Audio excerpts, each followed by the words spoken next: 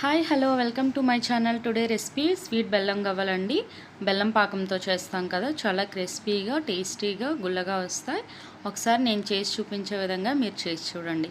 దీనికోసం ఒక ప్లేట్ తీసుకొని ఒక బౌల్తో మైదా పిండి వేసుకోవాలి. మైదా పిండికి బదులు గోధుమ పిండితో కూడా చేసుకోవచ్చు, నేను తర్వాత చూపిస్తాను.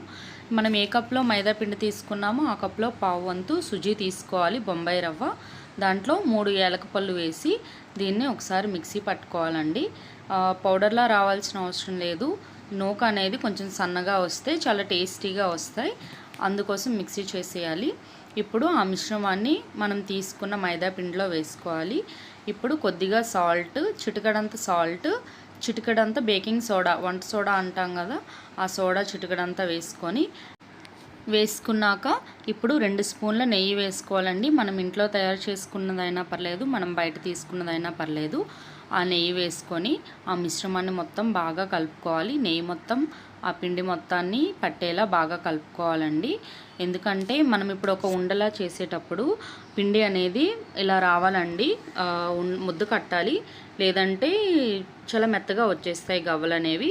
ఇలా వస్తే చాలండి, చాలా క్రిస్పీగా గవ్వలు వస్తాయి, చాలా టేస్టీగా. 1 మంత్ వరకు మనం నిల్వ ఉంచుకోవచ్చండి ఈ గవ్వల్ని, చాలా బాగుంటాయి. నెక్స్ట్ దీంట్లో కొద్దిగా వాటర్ వేస్తూ ఆ మిశ్రమాన్ని బాగా కలుపుకోవాలండి. సేమ్ చపాతీ పిండిలా, అంటే అలా మరీను గట్టిగా ఉండకూడదు, అలానే మెత్తగా కూడా ఉండకూడదండి. బాగా కలుపుకోవాలి. బాగా కలుపుకొని నేను చేసి చూపించే విధంగా చూడండి. ఇలా చూడండి, ఇలా కలుపుకుంటే చాలు. మనం ఇలా ఫింగర్ పెడితే చాలా స్మూత్గా వెళ్ళాలి. చాలా బాగా కలుపుకున్న తర్వాత ఈ మిశ్రమాన్ని మూత పెట్టి 10 to 15 మినిట్స్ పక్కన పెట్టేయాలండి. 10 to 15 మినిట్స్ పక్కన పెట్టేశాక మళ్ళీ తీసుకొని ఒకసారి మళ్ళీ కలుపుకోండి. ఎక్కువగా కలుపుకోవాల్సిన అవసరం లేదు. సుజీ అనేది బాగా వాటర్ పీల్చుకొని బాగా మెల్ట్ అయి ఉంటుంది కదా, అందుకని ఒకసారి కలుపుకొని చిన్న ఉండలుగా చేసుకోవాలి. చిన్న గవ్వలు అయితే చూడడానికి తినడానికి చాలా టేస్టీగా బాగుంటాయండి. అందుకే కొంచెం చిన్న ఉండలు చేసుకోండి.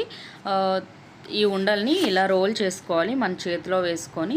నార్మల్గా అయినా పర్లేదండి, నేను చిన్నగా తీసుకొని మొత్తం బాల్స్ అన్నింటినీ ఇలా రోల్ చేసుకున్నాను.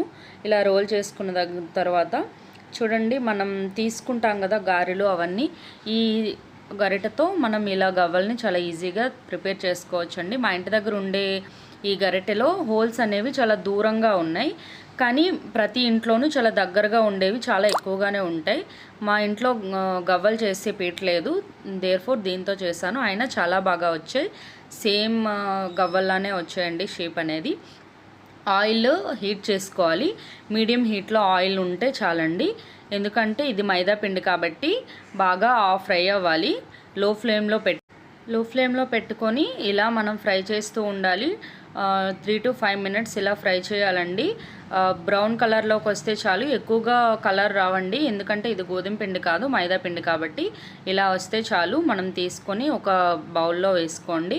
ఇలాగే సేమ్ మరికొన్ని ఉంటాయి కదా గవ్వలు మనం చేసుకున్నవి, సేమ్ ప్రాసెస్లో అలా వేసి మళ్ళీ సేమ్ వాటిని కూడా 3 to 5 మినిట్స్ స్లో ఫ్లేమ్లో పెట్టి బాగా ఉడికించుకున్న తర్వాత ఫ్రై చేసుకున్న తర్వాత తీసి ఇందులో వేసేయండి. చూడండి ఎంత బాగా వచ్చాయో, చూడండి విరిచి చూపిస్తున్నాను, చాలా బాగా వచ్చాయండి. టేస్ట్ కూడా చాలా బాగుంటాయి. ఇప్పుడు మనం దీనికోసం పాకాన్ని తయారు చేసుకుందాం. కొందరు చీనీ పాకం కూడా చేసుకోవచ్చండి, బట్ హెల్త్కి మంచిది కాబట్టి బెల్లం పాకం చేసుకుంటున్నాను. టేస్ట్ కూడా బాగుంటుంది బెల్లం పాకం అనేది. దీనికి ఒక బెల్లం పాకం అనేది మనం ఎలా చూడాలంటే, ఒక బౌల్లో వాటర్ వేసాక అందులో ఈ బెల్లం పాకం వేస్తే కొంచెం గట్టిగా అవుతుంది కదా, మనం శనగుండలు ఎలా చేసేటప్పుడు ఎలా వస్తుందో సేమ్ అలా వస్తే చాలు. ఈ బెల్లం పాకాన్ని అలా చూసుకోవాలండి, ఎక్కువగా కూడా అవ్వాల్సిన అవసరం లేదు.